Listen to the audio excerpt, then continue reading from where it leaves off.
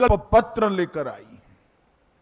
जब मैं संकल्प पत्र शब्द का प्रयोग करता हूं तब भारतीय जनता पार्टी बाकी सारी पार्टियों से अलग पड़ती है, क्योंकि भारतीय जनता पार्टी देश की राजनीति में एक अकेली ऐसी पार्टी है जो कहती है वो करती है। हमारी राज्य सरकारों का इतिहास है, हमारी केंद्र सरकारों का इतिहास है। जब जब भारतीय जनता पार्टी सत्ता में आई, हमने लिए गए सभी संकल्पों को पूरा किया है। यह हमारा ट्रैक रिकॉर्ड है और इसलिए हमारे संकल्प पत्र को झारखंड की जनता, विशेषकर पिछड़ा वर्ग, गरीब, आदिवासी, दलित और शहर के लोग बड़ी आशा के साथ, बड़ी उम्मीद के साथ इसकी राह देख रहे हैं। वो चाहते हैं कि भारतीय जनता पार्टी के संकल्प में उनकी उम्मीदों की, आशाओं का प्रतिघोष हो और इसलिए भारतीय जनता पार्टी ने करोड़ों झारखंड वासियों से चर्चा कर कर इस संकल्प पत्र की रचना की है। इस संकल्प पत्र केवल भारतीय जनता पार्टी का नहीं है, करोड़ों झारखंड वासियों की आशा और उम्मीदों का प्रतिघोष है। करोड़ों झारखंड वासी जो अपनी धरोहर की सुरक्षा करने के लिए कृत निश्चयी है, इसका प्रतिघोष इस संकल्प में है। कुशासन और भ्रष्टाचार का अंत करने की इनकी जो इच्छा है, इसका प्रतिघोष इस संकल्प पत्र में है।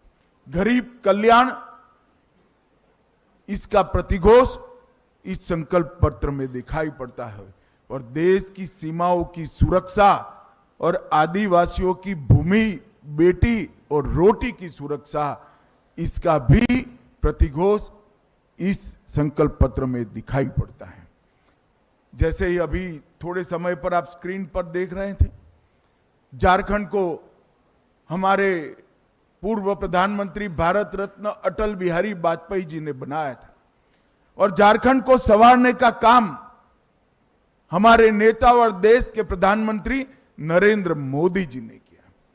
परंतु 5 साल पहले यहां पर एक हेमंत सोरेन की सरकार आई, जिसने मोदी जी ने डबल इंजन की सरकार के माध्यम से शुरू की हुई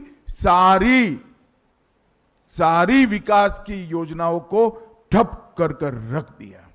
और आज भारतीय जनता पार्टी फिर से एक नई उम्मीद के साथ झारखंड की जनता के पास जा रहे हैं हम झारखंड के विकास के लिए काम करेंगे, हम झारखंड की सुरक्षा के लिए काम करेंगे, हम भ्रष्टाचार का संपूर्ण उन्मूलन करेंगे और विकास के रास्ते पर झारखंड को द्रुत गति से बढ़ाना चाहेंगे।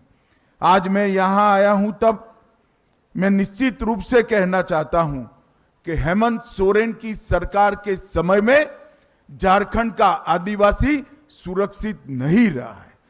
संथाल परगना में आदिवासियों की संख्या लगातार कम हो रही है। घुसपैठिए यहां आकर हमारी बेटियों के लुभाकर उनके साथ शादी कर रहे हैं और भूमि पर कब्जा कर रहे हैं। ये समस्या अगर समय रहते रोकी नहीं जाती तो ना झारखंड की संस्कृति बचेगी, ना झारखंड की रोजगारी बचेगी, ना झारखंड की भूमि बचेगी, ना बेटियां भी सुरक्षित होगी। इसलिए भारतीय जनता पार्टी माटी, रोटी और बेटी को सुरक्षित करने का एक नारा लेकर आगे बढ़ गई।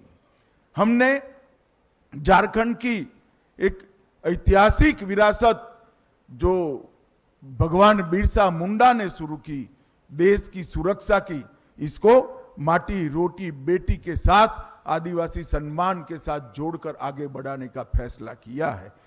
15 नवंबर को मोदी जी ने जनजातीय गौरव दिवस मनाने का हमेशा के लिए निर्णय किया और बिरसा मुंडा की 150वीं जयंती को पूरा देश आदिवासी गौरव वर्ष के रूप में मनाएगा। समाज के पिछड़े वर्ग को भी हमने सम्मानित करने का काम किया है। अब तक काका साहेब कालेलकर कमीशन से लेकर मंडल आयोग तक कांग्रेस का इतिहास रहा है। कांग्रेस पिछड़ा वर्ग की विरोधी पार्टी रही है। इन्होंने कभी भी पिछड़ा वर्ग के आरक्षण के लिए कुछ नहीं किया, पिछड़ा वर्ग के सम्मान के लिए नहीं किया। मोदी जी ने पिछड़ा वर्ग को संवैधानिक सम्मान देने का काम पिछड़ा वर्ग आयोग को संवैधानिक मान्यता देकर करा। केंद्र सरकार की सभी शिक्षा की प्रणालियों में पिछड़ा वर्ग का 27% आरक्षण सुनिश्चित कर पिछड़ा वर्ग को सम्मान देने का काम किया और पिछड़ा वर्ग कल्याण के लिए अनेक सारी योजनाएं बढ़ाई। आज पहली बार देश में गौरव के साथ एक गरीब आदिवासी घर की बेटी द्रौपदी मुर्मू, संथाल की ही बिटिया, आज देश के आदिवासी पहले राष्ट्रपति बनने का गौरव प्राप्त की है।